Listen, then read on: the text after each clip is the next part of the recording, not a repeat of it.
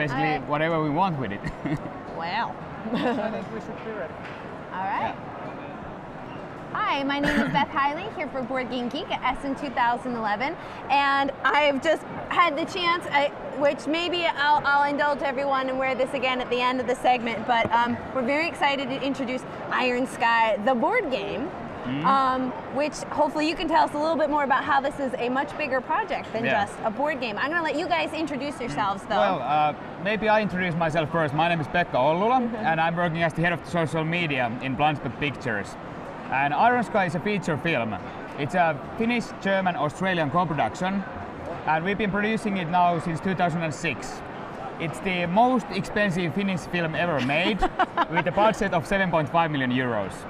And 1 million of that amount comes from our fans, because they are supporting us by ordering our t-shirts and actually investing money in the film and becoming fan investors. And at the same time, now we are in a post-production with the film. And the release is set to the 4th of April. And we decided to develop a board game, so maybe we watch a teaser of Iron Sky at this point. Is that good? And then why don't you just introduce yourself? Oh. Yeah. Where are we from? Siegfried. The Earth. And when did we leave? Brunhilde. 1945. Wonderful. And where did we go? The dark side of the moon. Brilliant.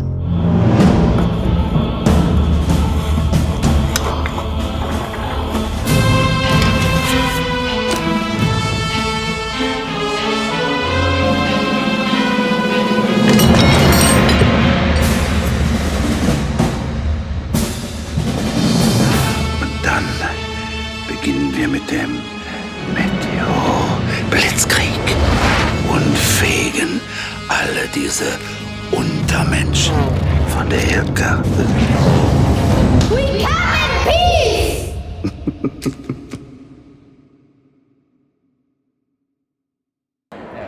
Are we live already? So yeah. Okay, so that's kind of a film. So it tells this beautiful story that in 1945 the Nazis went to the moon, and in 2018 they're coming back to invade Europe again.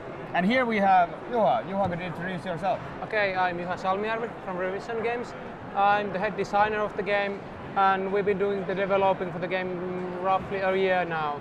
So we've been in tight collaboration with the movie crew, and we have got their blessing, and we have had lots of freedom to make this game, and it's been a very fruitful project with two of us. All right, well, I know we're just going to do a quick overview of the game, just so people have an idea of maybe what to expect and how deep it is. But maybe you guys just could start with how many players is it for, and maybe how long it takes. Okay, so the basic gameplay is from 2 to 6 players. So if you have 2 players, you just use 1 board, 2 boards for 4 players, and 3 boards for 6 players. And because both sides play simultaneously and they have attention on 1 board only, there's practically no downtime in the game at all. So you're either playing as an active player or looking what's happening on your continent. So with this kind of gameplay, you can get it into 90 minutes, even with 6 players. So it's really fast tempered and really nice to watch what's going on the whole time. Yeah, and it's unusual to get a 90-minute strategy game for 6 players. When we started designing, it was one of our design challenges to make a game without downtime at all. Well, why don't you kind of walk us through what a turn might feel like? Okay, so like the movie story tells, the game starts when the Reich fleet is on the orbit, so which is represented here. The UFOs are here in the position. The first troops are ready to defend on the Earth side. So during the turn, you check the blitz meter right here, which tells the situation on the certain continent. So you get resources out of it, you put it on your commander, use these cards, which are the command cards, to play actions. So each player has 5 of them during every turn.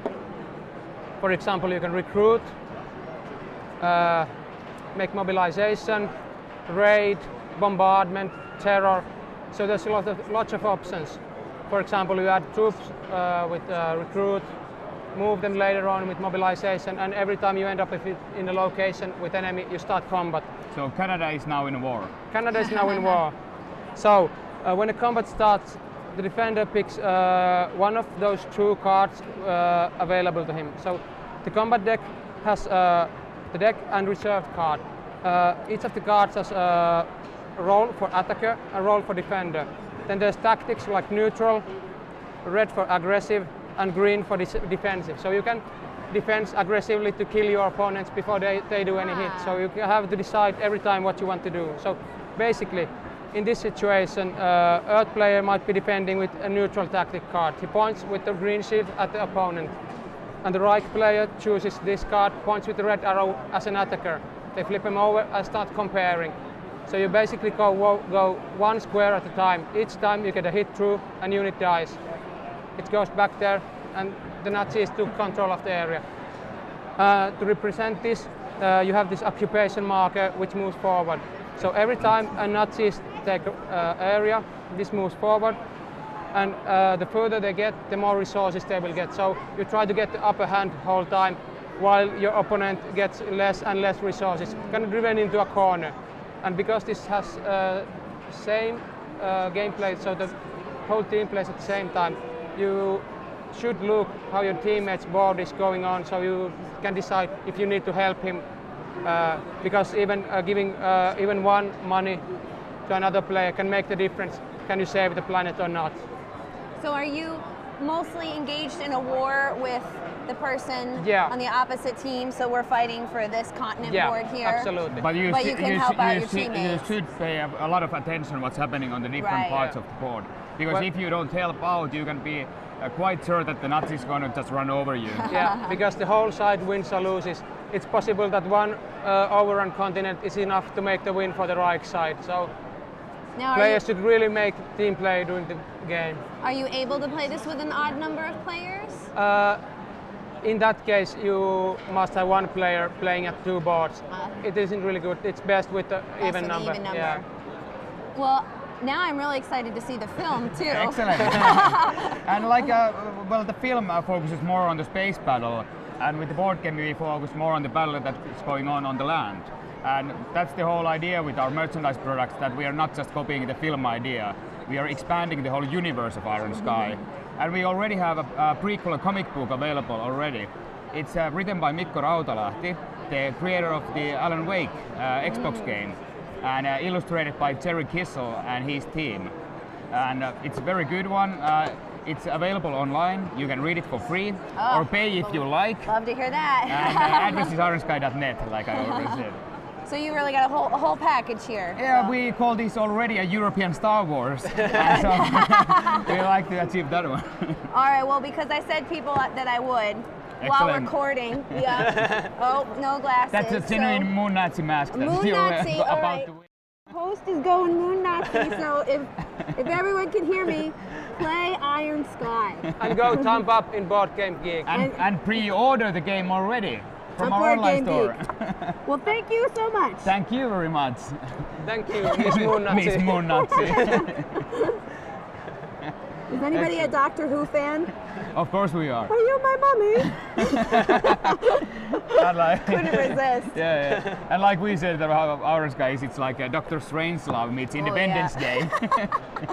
There we go. There we go. Well,